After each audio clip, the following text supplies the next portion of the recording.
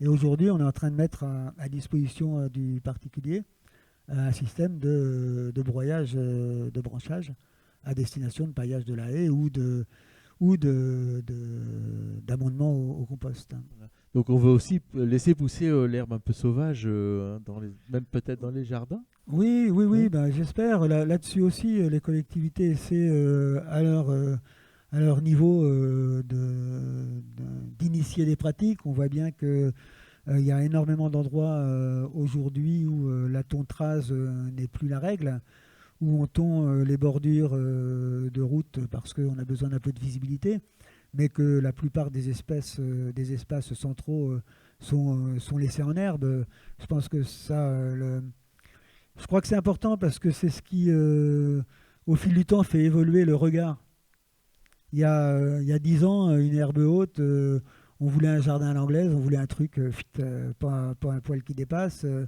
Et le fait que tout le monde le fasse, ça avait une réelle conséquence sur la rétine. On avait imprimé cette vision d'un truc tout le temps, tout le temps ras, tout le temps propre. Et puis bah, le fait qu'on propose d'autres choses, le fait qu'on mette des jachères fleuries, le fait qu'on laisse pousser l'herbe, ben, on habitue les gens à voir d'autres choses. Et je crois que c'est nécessaire.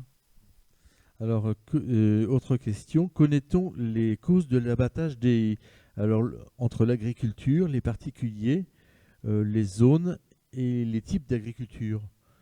Qui Ouais, bah abat alors, les... les causes, elles sont multiples, comme je le disais, pour beaucoup, alors pour beaucoup, pas tous, heureusement, là aussi, il y a des prises de conscience assez importantes dans l'agriculture, mais pour un certain nombre d'agriculteurs, la haie, ça reste une emprise foncière, très clairement. Ça reste une emprise foncière, c'est à l'endroit où il y a la haie, il n'y a pas de maïs, donc ça paraît pas beaucoup. Quand on regarde un champ, on dit oh, bah, c'est que le bord.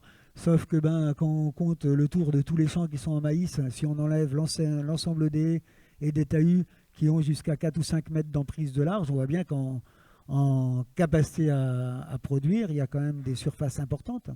Alors je ne dis pas que c'est pertinent, hein, je dis que c'est une des raisons pour lesquelles certains agriculteurs le font. Il y a aussi les autres raisons d'abattage de haies. Ben, l'agriculteur, quand il cède son exploitation, il a l'impression que le bois lui appartient. Et ça, on le voit bien. Hein, c'est euh, un réflexe d'un autre temps. Il vend sa ferme, mais il vend son bois. Donc très clairement, avant de quitter son exploitation, ben, tout ce qu'il pourra valoriser, il le valorisera. Et puis une haie ça s'entretient. Une haie qui n'est pas entretenue, c'est des ronces. Et puis les ronces, ça gagne. Et puis les arbustes, ça gagne. Et très clairement, ben, ça oblige l'agriculteur à la tailler régulièrement s'il veut que la haie n'ait pas une emprise de plus en plus importante sur ses terres agricoles. Donc plutôt que de l'entretenir, la raser une bonne fois pour toutes, ça évite d'y revenir. Donc voilà une autre raison de Est-ce- l'abattage de haies. Et pour le ouais. particulier, bah, c'est éviter la taille, hein, éviter de ramasser les feuilles, éviter de s'emmerder. On rase tout ça, on met un mur de parpaing, une petite clôture en ferraille par là-dessus, tourne au taquet Il et va à prendre falloir, les peinards. il va peut-être falloir faire un petit peu de formation, d'éducation. Tout à fait, tout à Est-ce que fait. c'est envisagé un peu par GTM, ça? Oui, oui, bien sûr, bien sûr. Dans les items du PCAET, il y a énormément de communication et de formation. Oui. Alors, je voulais me poser une autre question. Alors là, je n'aurai pas la réponse. Est-ce que vous avez des photos de replantation de haies?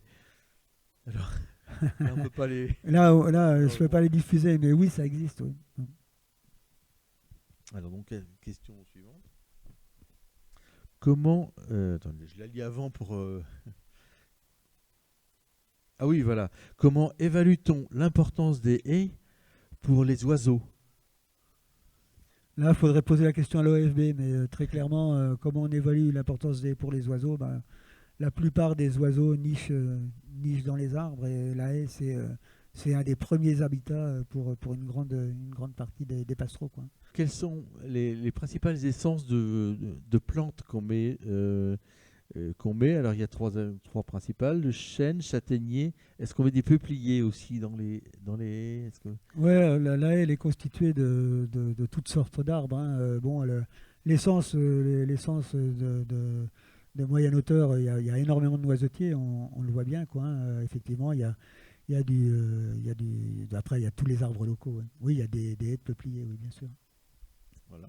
Est-ce qu'il y a d'autres questions? la loi ne dit pas qu'il faut dès aujourd'hui interdire toute construction. Le but, c'est comme un peu avec la neutralité carbone, c'est viser la neutralité, l'équilibre entre ce qu'on construit et ce qu'on déconstruit, quelque part, en 2050. Ça veut dire que en 2050, toute nouvelle construction doit être compensée par une désartificialisation d'un sol déjà construit, bétonné.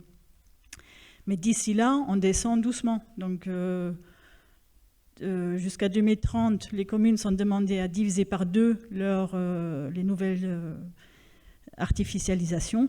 Et puis après, ça descend jusqu'à 0, mais toujours avec la possibilité de compenser. Donc, ce n'est pas complètement 0. Voilà, donc c'était juste pour préciser ça. Mais après, effectivement, les outils dont on a bien parlé, Didier, c'est...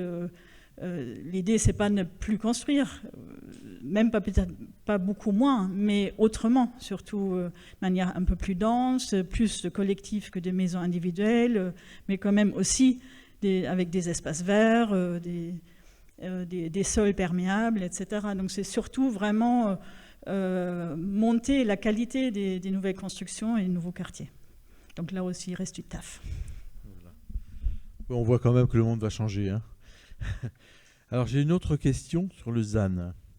Donc dans la Manche, sur 3 élus au Sénat dimanche dernier, 2 sont donc Philippe Bas et Béatrice Gosselin, LR, et tous les 2 sont contre le ZAN.